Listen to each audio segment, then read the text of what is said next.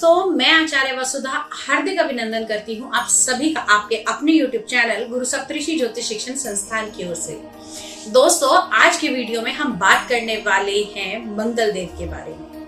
जी हाँ, वही मंगल जो हमारे भाई बहनों का प्रतीक होते हैं, वही मंगल जो हमारे शरीर में ऊर्जा देते हैं, वही मंगल जिनका संबंध हमारे रक्त से है, वही मंगल जो किसी भी सेनापति में, फौज में, पुलिस में रहने वाले व्यक्ति में बड़ा ही उच्च का होता है, और वही मंगल जो हम सब के अंदर हमारी हड्डियों का प्रतीक है।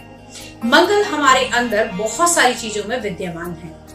ऐसे ही ग्रह मंगल को पिछले महीने, जी हाँ, अगर हम बात करें कि पिछले गोचर में मंगल और राहु का अंगारक योग बना हुआ था।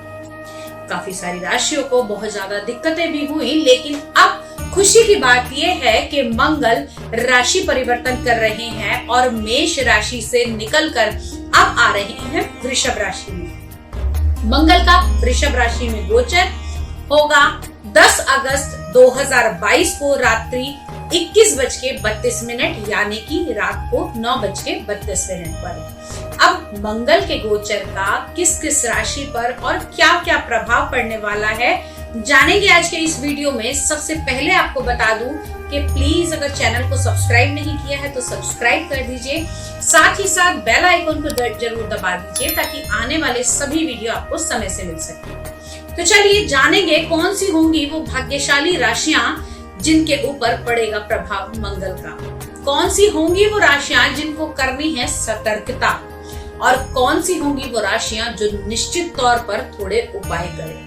तो आइए जानते हैं। सबसे पहले बात करेंगे मेष लगन वाले जातकों के बारे में। मेष लगन वाले जातकों, अब थोड़ा सा रिलीफ का टाइम आ गया है। आपके लगन से मंगल राहु निकल गए हैं, यानी कि राहु तो वही है, मंगल राहु का अंगारक योग अब समाप्त हो गया है। अब आपके दूसरे भाव में आ गए हैं, जिसके कारण यहाँ पर आपके भाइयों के साथ, आपके कुटुंब के साथ आपकी बनेगी ये कार्य। आप ये समय आप लोगों के लिए अच्छा रहेगा। नए जॉब अपॉर्चुनिटीज मिल सकती हैं और इस समय में किसी न किसी नए प्रोजेक्ट को आप शुरू कर सकते हैं। अब अगली बात करते हैं हम लोग वृषभ लगन वाले जातकों की। तो सबसे पहले जैसा मैंने कहा कि कुछ राशियां होंगी खास। वृषभ लगन वाले जातकों के लगन में मंगल विराजमान होंगे। थोड़ा सा गुस्सा, आक्रोश आपके अंदर आ सकता है, लेकिन खुशी की ये बात है कि इस समय में मंगल की दृष्टि आपके चतुर्थ भाव पर पड़ रही है, जिसे हम भूमि का कारक भी मानते हैं मंगल को।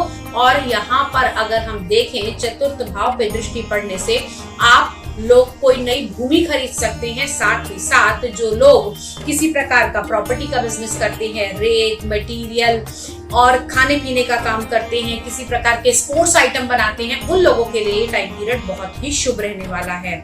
इस समय में ब्लड से जुड़े हुए इन्फेक्शन आपको हो सकते हैं, क्योंकि अष्टम भाव पर भी मंगल की दृष्टि रहेगी। अगली बात करते हैं हम मिथुन लगन वाले जातकों की। तो मिथुन लगन वाले जातकों के लिए इतना ज्यादा खास नहीं रहने वाला है, लेकिन फिर भी मंगल आपके 12वें भाव में प्रवेश कर रहे हैं। तो थोड़ा सा अगर रक्त संबंधित कोई परेशानी चल रही है तो उसके ऊपर आपको ध्यान रखने की आवश्यकता है। साथ ही साथ मंगल आपके 6ठे भाव को भी एक्टिवेट करेंगे। तो इस समय में डायबिटीज वाले, साथ ही साथ जिनको ब्लड से इन्फेक्शन है या फिर जिनको हड्डियों की प्रॉब्लम है, वो थोड़ा सा अपने हेल्थ की ओर ज्यादा ध्यान केंद्रित करेंगे तो आपके लिए सर्वोत्तम रहेगा। अगली बात करते हैं हम लोग कर्क लगन वाले जातकों के बारे में। तो कर्क लगन की अगर हम बात करें तो मंगल आपके दशम भाव के और साथ ही साथ आपके पंचम भाव के, यानी कि एक केंद्र के और दूसरा त्रिकोण के स्वामी जा रहे हैं आपके 11वें भाव, यानी कि इच्छा पूर्ति लाभ के भाव में। आपके लिए ये परिवर्तन बहुत ही शुभ रहने वाला है। यहाँ पर आपका रुका हुआ धन मिलेगा, संतान की इस समय में प्रमोशन हो सकती है, इस समय में आपके प्रेम संबंध अच्छे बन सकते हैं। लेकिन इस समय में कोई बड़ा लोन आपने नहीं लेना है, क्योंकि मंगल की दृष्टि कहीं ना कहीं आपके 6ठे भाव पर भी है। हाँ, अगर भाइयों के साथ कोई कोर्ट केस चल रहा है, कोई ऐसा आपका मुकदमा चल रहा है, तो उसमें आपको इस समय में निजात मिल सकती है। मंगल आपके फेवरेबल रहेंगे। अगली बात करते हैं हम लोग सिंह लगन वाले जातकों की। तो दोस्तों, सिंह लगन में 9वें भाव के स्वामी और साथ ही साथ चतुर्थ भाव के स्वामी माने जाते हैं। जैसा हमने भी बताया कि कर्क लगन और सिंह लगन दोनों में ही मंगल योग कारक कहलाते हैं।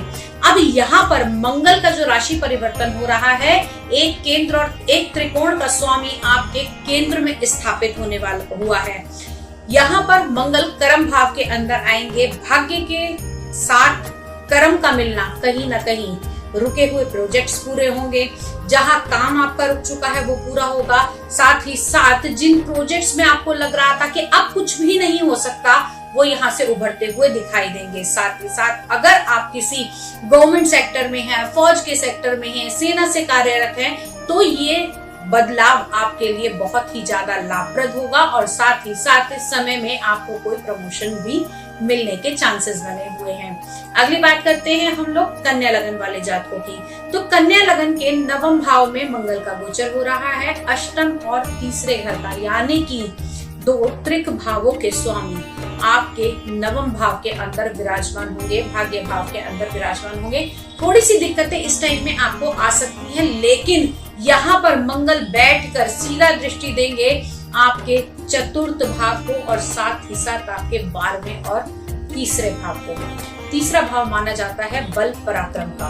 तो इस समय में कोशिश कीजिए कि बिना बात किसी से बेवजह कोई लड़ाई मोल ना लें। इस समय में आपके दोस्तों के साथ आपका झगड़ा होने की संभावनाएं बनी हुई हैं और सबसे बड़ी बात, बिना बात के झगड़ों पे आपका बेफजूल का पैसा खर्च हो सकता है, तो थोड़ा सा ध्यान इस समय में रखने की आवश्यकता है।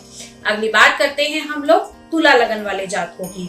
तो दोस्तों, तुला लगन के अष्टम भाव में मंगल का गोचर है, आपके कुटुंब के भाव के स्वामी और आपके सप्तम भाव के स्वामी। इस समय में आपको अपने पारिवारिक संबंध, यानी कि अगर हम देखें तो इस समय में कलह कलेश थोड़ी सी बढ़ सकती है, जीवन साथी के साथ मनमुटाव हो सकता है, परिवार में, कुटुंब में इस समय दिक्कतें आ सकती हैं, क्योंकि एक कुटुंब और दूसरा सप्तम हाउस आपका विवाह का स्थान, दोनों के ही स्वामी का एक साथ मृत्यु भाव के अंदर आ जाना तो थोड़ी सी दिक्कतें आपके पारिवारिक संबंधों में बढ़ा सकता है।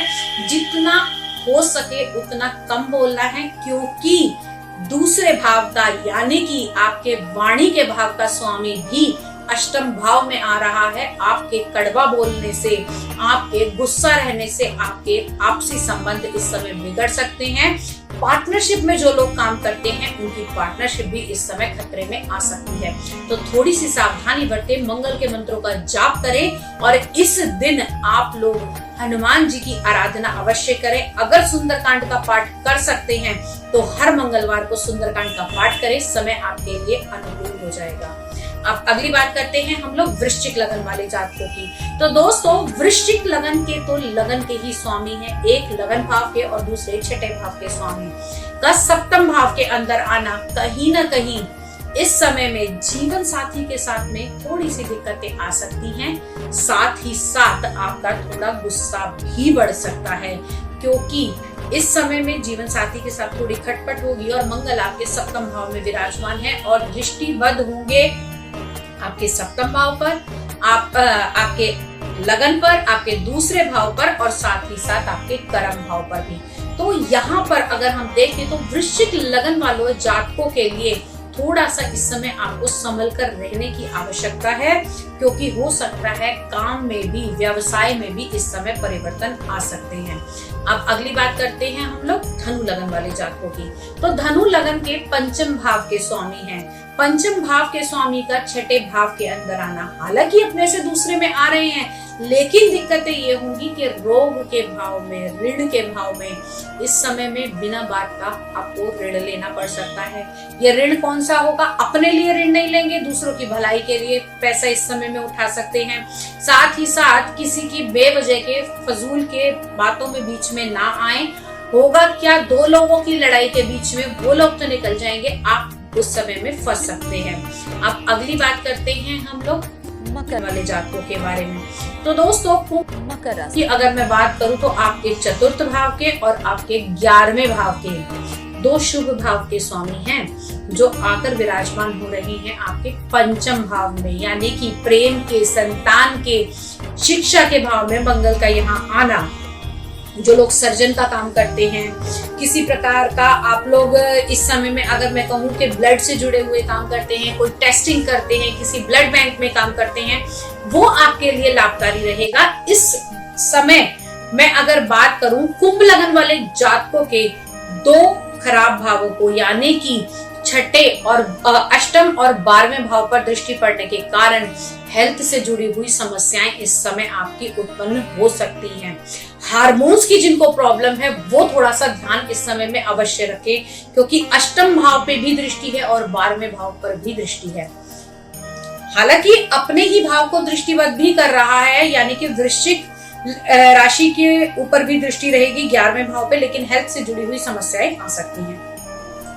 अगली राशि की बात करें हम लोग कुंभ लगन वाले जातकों की, तो कुंभ लगन में मंगल आपके 3रे घर के और साथ ही साथ आपके 10वें घर के स्वामी माने जाते हैं, जो आकर विराजमान होंगे आपके 4th भाव के अंदर। यहाँ पर रिजल्ट ओके रहेगा, इतना अधिक लाभकारी नहीं होगा, लेकिन हाँ कर्म के स्थान के स्वामी का 4th भाव में आना, इस समय में आप अपने व्यवसाय में फेरबदल कर सुख प्राप्त कर सकते हैं। नई चीजें आप अपने बिजनेस में ऐड ऑन कर सकते हैं। अगली बात करते हैं हम लोग मीन लगन वाले जातकों की, तो मीन लगन के तो भाग्य के स्वामी माने जाते हैं मंगल।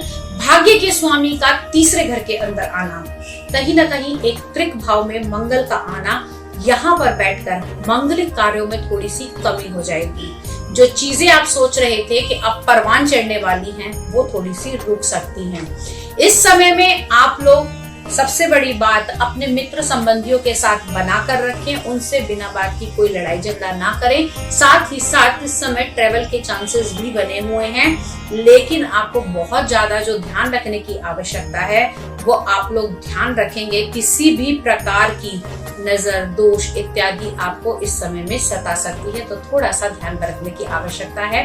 कहते हैं दुर्घटना से देर भली। सबसे बड़ी बात इस समय में आपको शराब का, मांस, मदिरा इत्यादि चीजों का बिल्कुल भी सेवन नहीं करना है।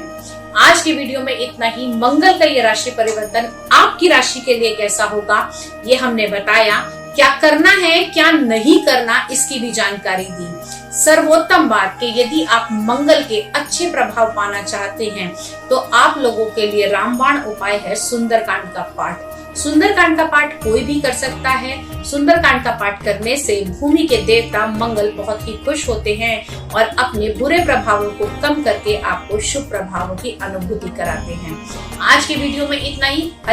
अगर अब तक चैनल सब्सक्राइब नहीं किया है तो सब्सक्राइब कर देना। साथ ही साथ यदि अपनी कुंडली का विश्लेषण करवाना चाहते हैं, घर फैक्ट्री का वास्तु कराना चाहते हैं, या आप भी कुंडली देखना सीखना चाहते हैं, वास्तु या टैरो कार्ड रीडिंग सीखना चाहते हैं, तो गुरु सप्तऋषि ज्योतिष शिक्षण संस्थान आपका हार्दिक स्वागत करता है। बस फोन उठाइए, बात कीजिए और हमसे सेवाओं का मौका उठाइए। तब तक के लिए जय मां भगवती।